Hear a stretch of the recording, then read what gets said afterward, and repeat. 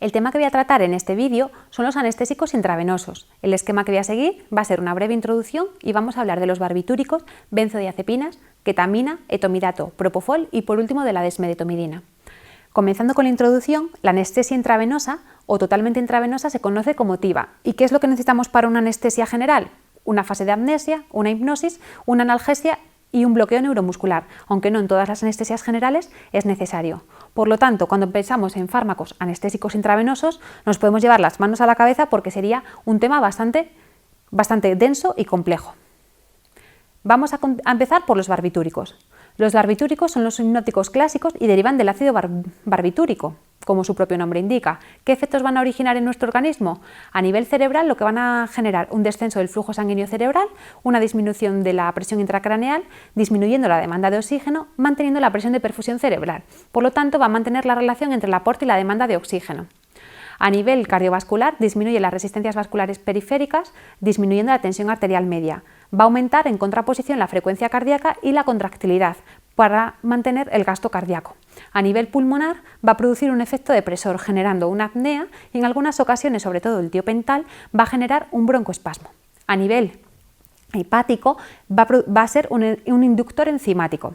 A nivel renal, va a disminuir el flujo sanguíneo renal y la tasa de filtrado glomerular. Y es importante destacar que los barbitúricos van a producir una relajación muscular, porque se emplean también para el tratamiento de las convulsiones. Vamos a pasar a las benzodiazepinas. Las benzodiazepinas se constituyen de un anillo benceno y una diazepina, y sus metabolitos van a ser activos de tal forma que van a tener efectos prolongados. ¿Cómo los vamos a clasificar las benzodiazepinas? Según su vida media, de vida media larga, intermedia, corta y ultracorta. Los fármacos que vamos a destacar de este grupo de benzodiazepinas van a ser el diazepam, el clonazepam, lorazepam y midazolam. Son los fármacos que utilizamos en la anestesia. Se utilizan también para el tratamiento de las convulsiones y también lo vamos a utilizar como un inductor y para producir un efecto de ansiolisis en los pacientes. ¿Qué efectos vamos a producir con las benzodiazepinas? A nivel del sistema cardiovascular van a tener mínimo efecto cardiodepresor y a nivel cerebral van a disminuir el consumo metabólico de oxígeno, disminuyen el flujo sanguíneo cerebral y la presión intracraneal, son ansiolíticos, por lo tanto sedantes, van a generar una amnesia anterógrada y van a prevenir y van a tratar las convulsiones. Importante también que son relajantes musculares. Pasando a la ketamina es un análogo de las fenciclidinas y tiene un efecto alucinógeno, por lo tanto se denomina un anestésico completo. Lo que va a producir es una disociación funcional del tálamo y genera la anestesia disociativa. ¿Qué efectos va a tener la ketamina? A nivel cerebral va a aumentar el consumo metabólico de oxígeno, va a aumentar el flujo sanguíneo cerebral aumentando la presión intracraneal y tiene efectos psicomiméticos, es decir, va a producir alucinaciones, delirio y también mioclonías y genera una amnesia anterógrada.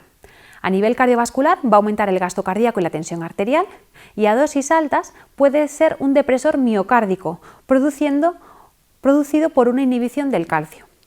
A nivel pulmonar va a aumentar la presión de la arteria pulmonar, va a ser broncodilatador, pero va a tener un efecto que no nos gusta nada en la clínica diaria, que va a producir una sialorrea. Importante que no va a deprimir la respuesta de los reflejos de la vía aérea, por lo tanto es un anestésico que nos va a mantener el paciente en ventilación espontánea, pero en contraposición va a generar una sialorrea.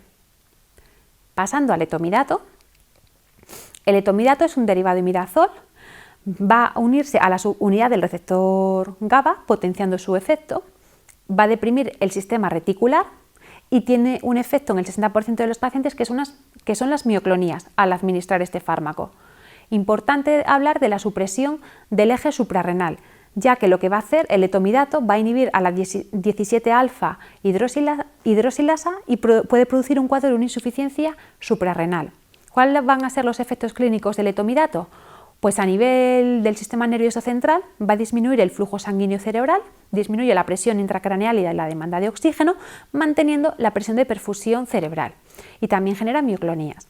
A nivel del sistema cardiovascular va a tener mínimos efectos, por lo tanto es un inductor intravenoso que podemos emplear en fármacos que están inestables hemodinámicamente.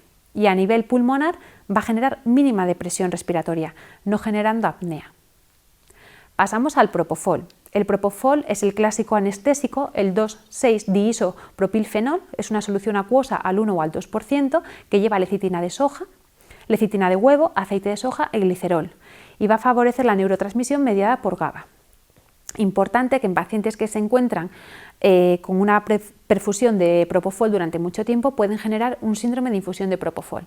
¿Qué efectos van a tener en el organismo el propofol? Pues a nivel del sistema nervioso central disminuyen el flujo sanguíneo cerebral y la presión intracraneal y la demanda de oxígeno, va a tener efectos de protección cerebral, va a ser también antiemético y anticonvulsivante y disminuye la presión intraocular. A nivel cardiovascular va a ser un potente depresor cardiovascular, disminuyendo la tensión arterial, las resistencias vasculares periféricas, disminuye a su vez la precarga y la contractilidad y disminuye el flujo sanguíneo coronario y el consumo de oxígeno.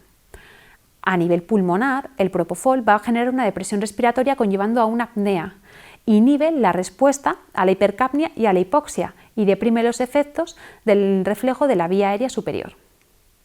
Por último, la desmedetomidina, que es un agonista de los receptores alfa-2 adrenérgicos.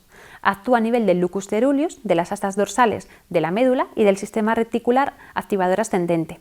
Se utiliza como coadyuvante en la anestesia locorregional, pero tiene algunos efectos adversos, como es la bradicardia, la hipotensión, la sequedad de la boca y las náuseas. ¿Pero cuáles van a ser sus efectos? Sus efectos van a ser antihipertensivo, va a tener efecto sedante, analgésico y por último también tiene un efecto antiescalofrío.